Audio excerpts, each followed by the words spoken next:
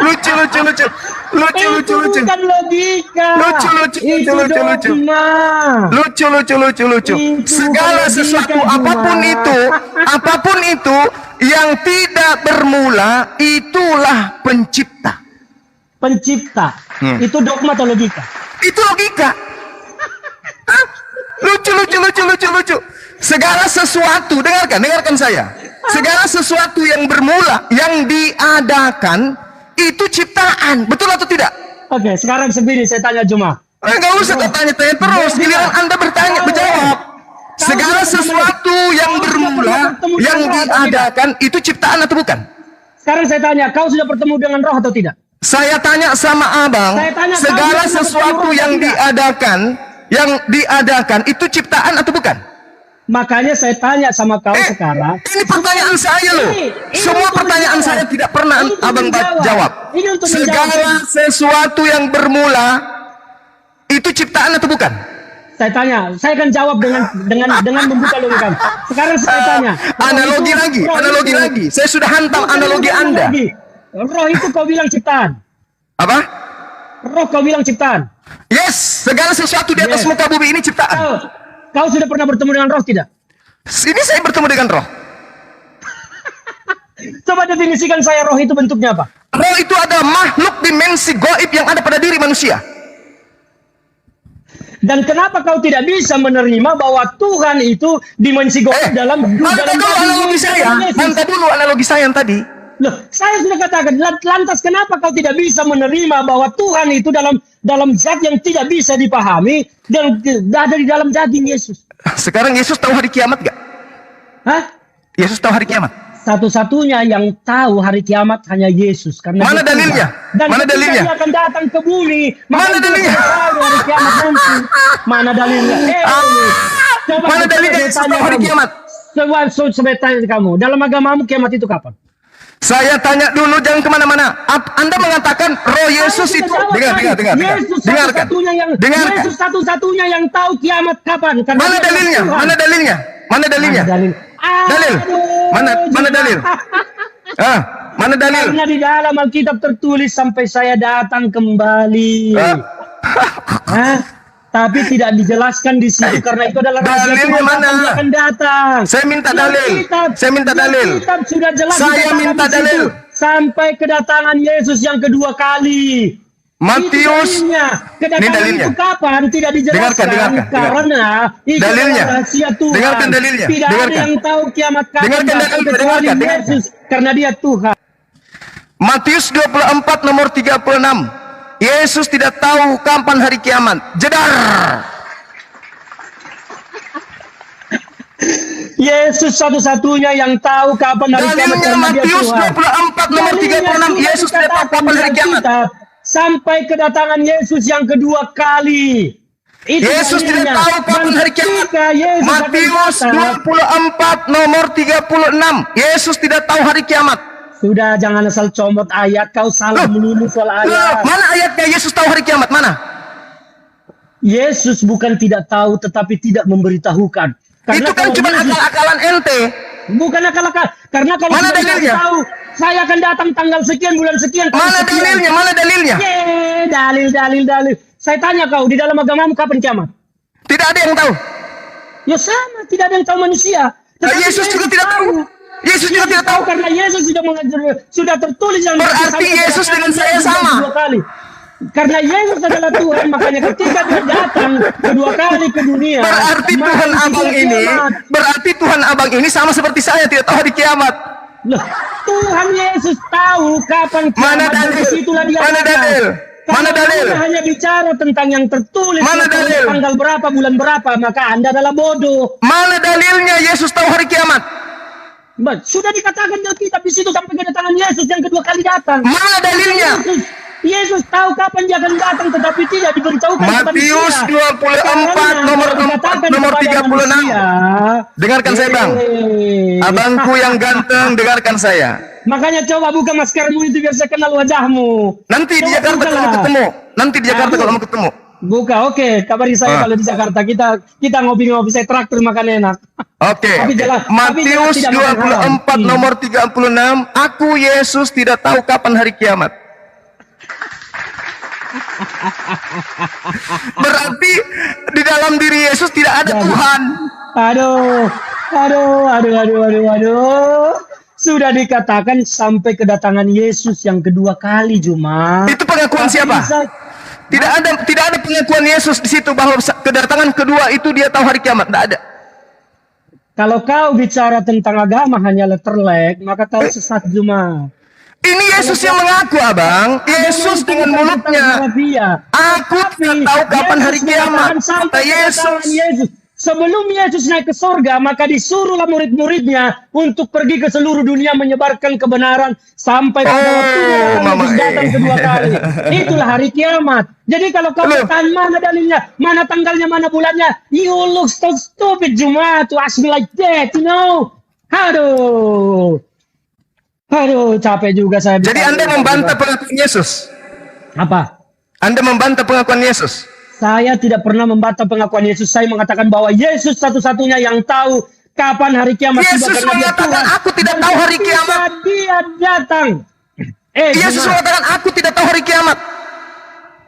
Baca lengkap. Makanya saya bilang jangan saya comot ayat kalau tidak lengkap. Yesus mengatakan kemudian, dia tidak, siapapun di atas muka bumi ini tidak ada yang tahu hari kiamat. Aku juga tidak tahu. Hanya Allah saja yang tahu. Jawaban Yesus sudah jelas menyatakan ketika dia akan naik ke surga bersama daging itu yang adalah Tuhan. Dikatakan sampai kedatanganku kedua kali. Itulah hari kiamat. Artinya kenapa Yesus yang adalah daging tidak mengatakan aku tahu hari kiamat? Kapan akan kiamat? Kenapa, Bang? Kenapa? Seperti yang kau pahami bahwa saya tanya, kenapa Yesus tidak tahu hari kiamat? Kenapa Yesus mengaku tidak tahu hari kiamat? Kenapa? Juma, pemahamanmu salah tentang tidak. Kok jadi saya yang pemahamannya salah? Abang ini lucu. Salah. Karena pemahamanmu tentang firman itu tidak benar. Matius 24, Abang. Matius 24 nomor 36. Yesus mengaku, aku tidak tahu kapan hari kiamat. Kenapa Abang menuduh Yesus tahu hari kiamat? Yesus satu-satunya yang tahu hari kiamat kapan, karena Yesus yang mengaku tidak tahu hari kiamat. Yesus berkata, di mana dia berkata, di mana? Yesus tidak akan memberikan informasi tentang hari, tanggal, bulan. Tetapi Yesus memberikan ajaran bahwa ketika dia datang kedua kali, itulah hari kiamat. Jadi kapan hari kiamat? Dengan logikamu yang dangkal itu, Yesus mengatakan, aku tidak tahu kapan hari di kiamat. Tidak bisa. Mana dalilnya Yesus tahu hari kiamat? Dalilnya sudah jelas dikatakan di situ, sampai kedatanganku yang kedua kali. Ya itu hari kiamat. Apa yang dikatakan di situ? Kedua kali Apa? Coba bacakan lengkap dalilnya. Tapi Yesus tidak perlu memberitahukan hari, tanggal, bulan. Mana dalilnya? Mana dalilnya? Mana dalilnya? Kau pikir beragama itu tentang harafiah? Loh, jadi harus doktrin aja gitu? Ini bukan doktrin, Juma. Di firman Alkitab itu tertulis. Dengarkan saya, Bang. Adalah kedatangan Yesus yang kedua kali, dan disitulah Yesus tahu kapan dia akan datang kembali, tetapi tidak pernah memberitahukan hari, tanggal, bulan. Pantasan Abang selalu kalah dalam bernarasi ya. Di dunia apapun, di dunia apapun Abang selalu kalah. Karena Abang membantah dalil. Anda membantah undang-undang. Anda mengutip ayat tidak lengkap dan salah, sama seperti tadi soal Efesus. Anda salah dalam Efesus itu untuk mengobati muka pucatnya Anda. Yang saya maksud Filipi 2. Saya suruh baca, Anda berani? Cara iblis itu ngeles kayak begitu ketika menguji mencoba Yesus. Tidak. Saya begitu polanya dalam berdiskusi. Siapapun yang saya hadapi kalau sudah mulai mentalnya turun, kalau mentalnya sudah turun saya hibur. Allahmu sendiri. Yesus mengatakan di dalam Matius 24 nomor 36. Saya harus kasih tahu kau tentang Alkitab. Alkitab itu ada dua pokok utamanya. Di situ ada informasi, ada ajaran. Jadi itu harus kau pahami. Kalau tidak mana informasinya itu, Yesus tahu hari kiamat? Informasinya bahwa Yesus mengatakan pada kedatangannya kedua kali. Mana coba bacakan, coba bacakan. Kau bilang kau paling jago Alkitab. Kenapa? Coba bacakan. Karena Saya bunyinya tidak mengatakan begitu. kepada Anda, karena Anda adalah orang yang tidak Apabila mengakui anak kita. manusia datang untuk yang kedua Untuk kalinya, apa saya dia membacakan akan Alkitab bersemayam kepada orang yang di tidak atas percaya tentang awan-awan Alkitab? bersama para malaikatnya untuk menghakimi. Tidak ada terkait dengan hari kiamat di situ. Makanya kalau kau paham Alkitab, kau masuk ke kitab Wahyu, kau baca di sana. Di Kitab situ Wahyu itu apa lagi itu? Kitab Wahyu. jelas Apa itu kitab Wahyu, Bang? Apa itu kitab Wahyu? Makanya kau baca, kau bilang kalian kan jago Alkitab. Iya, saya tanya, apa itu kitab Wahyu? Menantangin orang semua pendeta apa segala macam itu debat tentang Alkitab. Tidak jelaskan. Apakah Yesus mengenal kitab Wahyu? Yesus mengenal semua dan apapun yang ada di dunia ini. Ada dalil? Kau. Ada dalil? Kau dikenal oleh Yesus Ada dalil? karena Yesus adalah Tuhan. Ada dalil? Dalil. Dalil kau tanya. Sudah jelas-jelas di Alkitab itu ada semua. Mana? Mana? Lo kau bilang kau paling jago Alkitab, ya baca. Justru karena saya tidak temukan, makanya saya tanya. Saya tidak akan membacakan Alkitab kepada orang yang tidak menerima Alkitab. Mana dalilnya? Itu tidak ada itu. Dibacakan, Anda tidak akan menerima itu. Yang ada Begitu. adalah Yohanes 5 nomor 30. Yesus mengatakan, aku tidak dapat berbuat apa-apa dari diriku sendiri. Itu baru dalil. Dari diri sendiri sebagai daging. Tetapi Bapa di sorga yang ada di dalam diri Yesus mampu melakukan segala Iya, kalau Tuhan yang di surga. Kalau yang di Tuhan surga, yes. Kalau Tuhan yang di langit, memang. oleh Yesus karena dia Kalau Tuhan. Tuhan yang di langit, memang. Tapi Tuhan yang di dalam bumi tidak tahu. Yesus itu tidak tahu. Kan Anda mengatakan Yesus itu Tuhan. Sebagai Tuhan, sebagai Tuhan harusnya Yesus tahu. Sebagai Tuhan harusnya Yesus tahu. Sebagai Tuhan harusnya dia maha kuasa. Aku tidak dapat berbuat apa-apa dari diriku sendiri, merincak atau berjahe. Mana ada Tuhan kayak begitu? Satu-satunya yang berkuasa menghidupkan orang mati dan bangkit dari antara orang mati dan naik ke surga adalah Yesus. Karena dia adalah Tuhan. Jadi bukan tidak berkuasa atas segala hal. Yesus berkuasa atas segala hal. Aku tidak dapat berbuat apa-apa dari diriku sendiri. Dari diriku sendiri itu sebagai dirinya daging. Bukan berarti daging ini bukan Tuhan kan? Loh, bolak-balik lagi ke situ tadi udah dijelaskan, dikasih analogi tentang dirimu dan roh. Ini Tadi saudara dengarkan. Pada mulanya adalah firman. Firman itu bersama-sama dengan Theos dan firman itu adalah Theos. Theos menjadi daging. Aduh, cuma. Theos Tuhan Anda menjadi daging. Itu menurutmu. Theos itu menjadi daging. Yohanes 1 nomor 14. Anda sendiri yang di awal pembukaan tadi mengatakan firman itu menjadi daging. Berarti Tuhan menjadi daging. Tuhan memfirmankan. Tuhan berfirman dan firman itu menjadi daging. Sekarang saya tanya kau, kalau Tuhan menginginkan dirinya menjadi daging, menjadi manusia, berarti kalau Tuhan memfirmankan berarti Yesus menjadi daging, berarti dia ciptaan. Kalau Tuhan dalam dirinya ingin menjadi manusia, bisa atau tidak? Tidak bisa. Tidak bisa. Ya. Berarti Tuhan itu lemah dong. Justru karena kuat.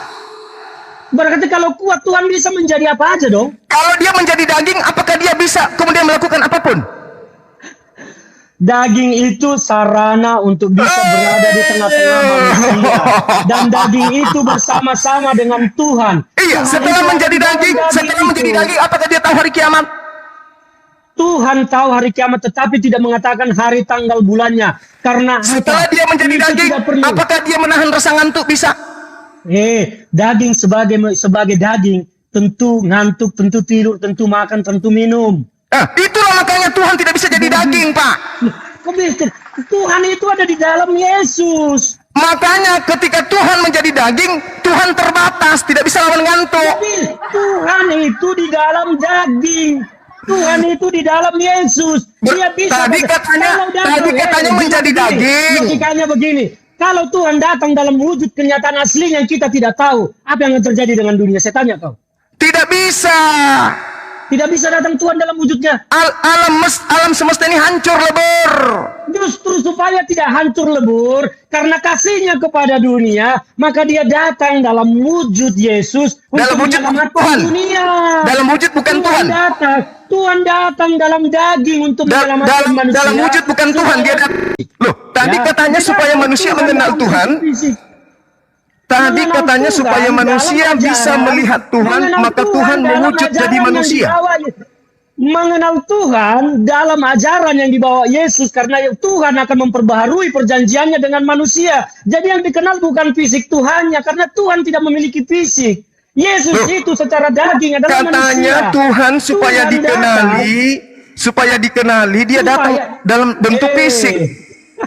Bang Juma, yang dikenali itu adalah ajarannya dan apa hukum-hukum baru yang dibawa oleh Yesus. Berarti Yesus bukan Tuhan. Dikenali dalam bentuk fisik. Berarti Yesus bukan Tuhan. Berarti Yesus bukan Tuhan. Yesus Tuhan datang membawa ajarannya untuk memperbaharui. Karena apa? Saya sudah jelaskan di awal tadi, Anda tidak menyimak. Semua hukum-hukum yang ada, yang pernah dibuat Tuhan perjanjiannya dengan manusia, hanya bisa diperbaharui oleh Tuhan sendiri. Ini Yesus Tuhan atau bukan? Datang. Abang, Yesus Tuhan atau bukan? Yesus itu Tuhan dalam bentuk roh. Jadi bukan dagingnya. Jadi dagingnya bukan Tuhan. Dengar makanya. Daging itu, firman itu menjadi daging supaya firman, roh, Tuhan itu bisa bersama-sama dengan manusia. Karena kalau tidak menggunakan daging, maka Tuhan tidak akan bisa dilihat oleh manusia. Jadi Yesus bukan Tuhan kan? Yesus adalah Tuhan. Tapi jasadnya? Makanya jasadnya Yesus Tuhan. Jasadnya adalah manusia yang mati, bukan Tuhan yang mati. Jasadnya Yesus Tuhan atau bukan? Jasadnya manusia itu adalah yang mati. Bukan Tuhan. Mati. Bukan Tuhan. Jasad fisik adalah daging. Bukan Tuhan. Tetapi yang di dalam daging itu saya tanya. Tuhan. Jasadnya Yesus bukan Tuhan. Jasad itu adalah manusia karena Yesus adalah manusia dan Yesus adalah Tuhan. Jasadnya Tuhan atau bukan? Daging. Makanya konsepnya Anda pahami. Saya tanya, jasadnya Yesus Tuhan atau bukan, Bang? Pertanyaanmu sudah kau jawab dari tadi, tapi kau tidak bisa menerima. Jasadnya Yesus Tuhan atau bukan? Tuhan datang ke dunia dalam bentuk daging. Karena di dalam daging itulah ada Tuhan. Yang saya tanya ini jasadnya Yesus, Bang.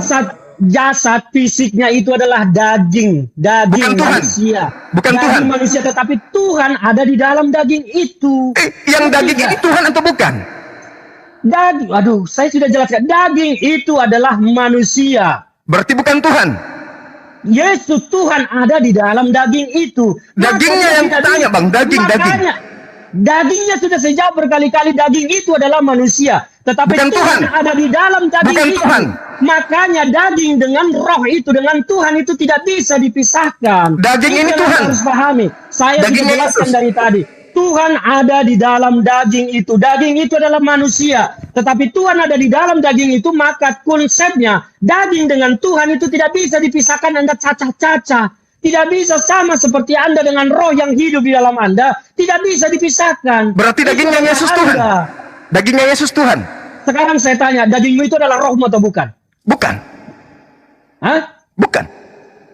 Rohmu itu apa? Roh ini adalah dimensi gaib yang ada pada diri saya. Itulah konsep yang ada bahwa makanya saya tanya, dagingnya Yesus ini Tuhan atau bukan?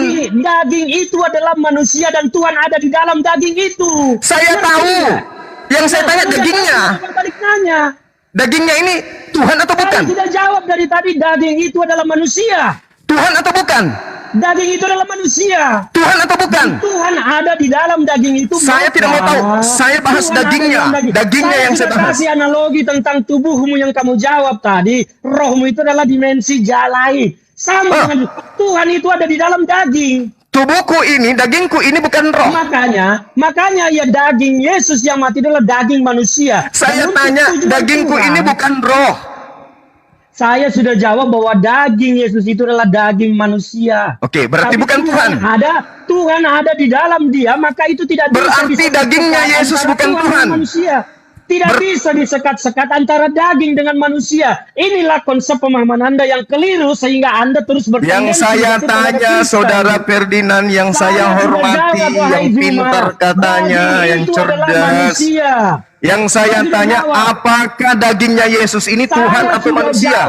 Daging itu adalah manusia dan Tuhan ada di dalam daging itu. Oke, berarti dagingnya Yesus bukan Tuhan kan? Tidak bisa disekat-sekat antara daging dengan roh. Ketika itu disekat, maka kau mati, Zuma. Kalau rohmu itu terangkat pergi dari dagingmu, maka kau mati. Jadi kau tidak bisa memisahkan dagingmu dengan roh. Demikian juga Yesus, roh Tuhan yang ada di dalam diri daging. Yesus itu tidak bisa disekat-sekat terus memisahkan daging ini bukan Tuhan, tidak bisa begitu konsepnya. Sekarang dagingnya Yesus di mana? Dagingnya Yesus sekarang di mana? Daging Yesus telah terangkat ke sorga karena itu berarti dia di atas tetap manusia. Kenapa? Berarti di atas tetap manusia. Saya tidak tahu apa yang isi sorga. Saya tidak tahu Yesus itu sekarang di sorga sebagai apa. Masa Anda tidak tahu daging? Dengar. Yang daging naik ke atas. Dengar, yang saya tahu tentang kekristenan bahwa Yesus itu telah ada di sorga dan kembali dengan Tuhan, kembali menjadi Tuhan. Berarti jadi, dagingnya jadi Tuhan. Fisik, jangan kalau bicara tentang fisik Anda tidak bisa bicara tentang sorga. Itu terlalu dulu. Kalau bicara tentang sorga, bicara tentang fisik. Katanya tadi daging dan roh tidak bisa dipisah. Itu di dalam dunia. Di dalam dunia kalau sudah bicara tentang sorga, tidak ada yang bisa mengetahui si sorga itu manusia, daging atau roh. Lalu Anda tadi mengatakan daging tidak bisa dipisahkan dengan roh. Nalarmu kamu perbaiki tentang pemahaman ini, tentang pemahaman daging dengan roh. Nah, pahami itu tentang di dunia. Tuhan itu datang dalam daging untuk urusan di dunia, bukan untuk urusan di sorga. Untuk menyelamatkan manusia, memperbaiki perjanjiannya dengan manusia. Itu yang saya pahami. Makanya kalau Anda bertendensi negatif, apapun yang dijelaskan ke Anda tidak akan bisa. Sabar dulu. Saya sabar, tetapi saya harus bicara dengan ini. Gitu. Sabar dulu, Bang. Ya. Kolose 2 nomor 9, di dalam dagingnya penuh dengan keilahian. Dagingnya ini yang daging. Dagingnya Yesus ini yang penuh keilahian. Kenapa daging itu penuh kelahian? Karena ada Allah di dalam daging itu. Kalau di dalam Tuhan tidak ada di dalam daging itu, dia tidak akan ilahi. Sabar Bang, sabar. Efesus 2 nomor 6 sampai nomor 8. Tuhan Anda 100% berubah menjadi daging. Tuhan tidak pernah berubah menjadi daging, Juma. Baca Efesus 2. Tuhan tidak berubah menjadi daging. Baca Efesus 2 nomor 6 sampai 8. Ayat yang kau kutip itu salah. Tidak begitu ayatnya isinya. Yang salah. Yang kau kutip salah, bukan begitu isinya. Tolong bacakan.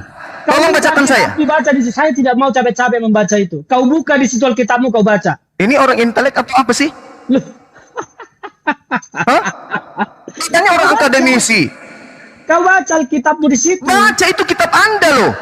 Justru karena saya sudah baca, makanya saya bilang apa yang kau bacakan itu salah. Coba buktikan kalau Anda sudah baca. Bacakan ke saya.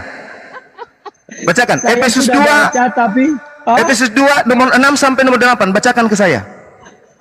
Bacakanlah apa isinya. Saya tanggapi. Baca Bang. Baca Bang. Tanggapilah. Apa. Baca. Anda mengatakan daging Yesus bukan Tuhan. Bacalah. Bacalah di situ. Loh. Anda yang menyanggah dalil saya. Loh.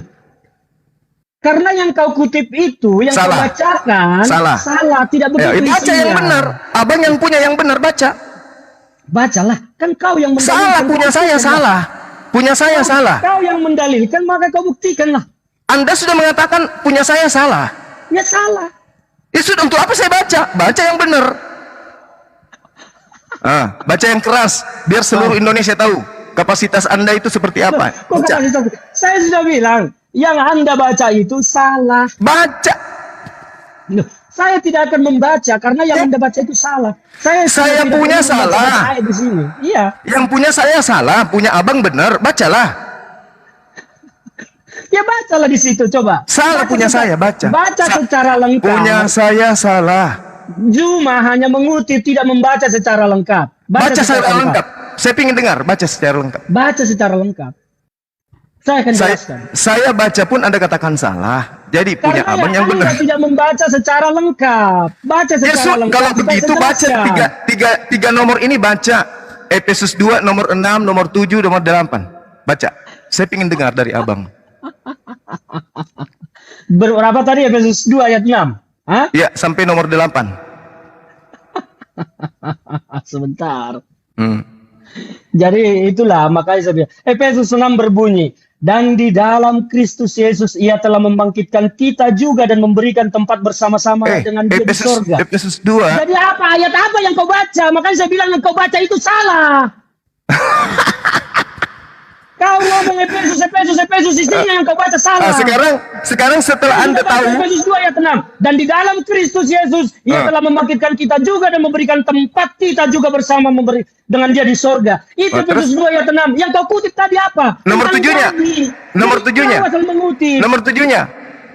Ayat 7, supaya pada masa yang akan datang Dia menunjukkan kepada kita kekayaan kasih karunia-Nya yang melimpah-limpah sesuai dengan kebaikannya terhadap kita di dalam Yesus Kristus. Nomor 8. Asal mengutip ayat. Nomor 8. Mengapa semua jadi sesat kau bikin? Nomor 8. Nomor 8. Oke, nomor 8 saya baca. Sebab karena kasih karunia kamu diselamatkan oleh iman, itu bukan hasil usahamu tetapi pemberian Allah. Jadi di mana di sana bicara tentang daging? Sekarang masuk ke Filipi 2. Gak usah kau bicara lagi tentang ayat ini aja, kau udah salah. Filipi 2. Coba masuk di Filipi 2. Saya tidak mau lagi membuka. Coba masuk di Filipi 2. Kau sudah mengutip yang salah-salah. Makanya selama ini banyak orang sesat karena kau mengutip yang salah. Coba saudara masuk di Filipi 2. Kalau menjadi orang muslim bicara tentang muslim. Coba sekarang Anda masuk di Filipi 2. Coba masuk di Filipi 2. Coba masuk di Filipi 2. Sudah salah. Saya tidak mau lagi karena kau sudah salah-salah. Begitu aja. Ada yang ketawa cuma. Kau asal kutip, dan selama ini banyak orang menjadi bodoh karena kau asal kutip. Sekarang masuk di Filipi 2. Itu kan cuma pengantar untuk menyemangati abang. Pengantar menyemangati, jangan ngeles. Memang kau tidak tahu tentang Alkitab. Cuman kau asal bicara. Makanya kau mau memecah tentang daging dengan roh. Baca Filipi 2. Saya jawab tadi kita tentang masuk ke dalam intinya. Filipi 2 masuk. Masuk. Jadi jangan cacah-cacah bisa tentang roh dan daging. Oke, saya baca ya. Saya yang baca ya. Kalau kau ingin mengetahui rasa anggur, minum anggur, jangan minum air. Saya baca ya. Itu yang harus saya baca ya. Saya sengaja kasih data itu tadi, Bang. Saya sengaja kasih data itu termute, abang termute. Saya kasih data itu karena saya kasihan sama abang mulai pucat dari tadi. Supaya semangat, saya kasih data itu. Nah sekarang saya baca. Dengarkan baik-baik. Dengar. Yang walaupun dalam rupa theos, tidak menganggap kesetaraan dengan theos, itu sebagai milik yang harus dipertahankan. Oke, theos tidak mempertahankan kemudian keilahiannya, ketuhanannya, melainkan mengosongkan diri, mengambil rupa manusia, oke, dan mengambil rupa manusia dan menjadi sama dengan manusia. Tuhan mengosongkan diri, lalu mengambil rupa manusia, lalu sama seperti manusia, dan dalam keadaan yang seperti manusia, dia telah menyerahkan dirinya, dia telah merendahkan dirinya dan taat sampai mati, bahkan mati di atas tiang salib. Jedar. Ayo bang, dibuka mute-nya, dibuka. Termute itu, termute. Ini kenapa ini termute? Beliau nggak bisa bicara, host. Buka mute-nya bang. Bicara, makanya bang. Jangan di-mute. Makanya saya bilang tadi, tidak baca usah. Filipi 2. Anda sudah dengar kan? Filipi 2. Yang kau baca itu pun salah Juma. Tidak baca. Isinya. Baca.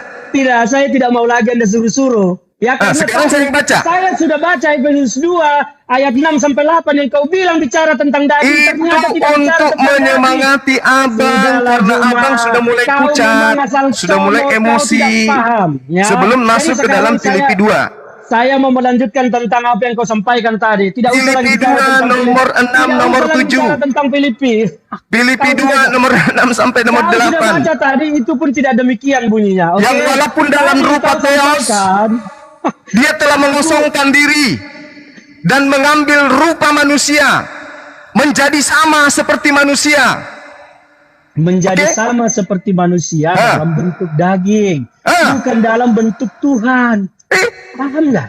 Dia tidak mempertahankan ketuhanannya, melainkan mengosongkan ketuhanannya dan mengambil rupa manusia dan merendahkan dirinya, lalu taat.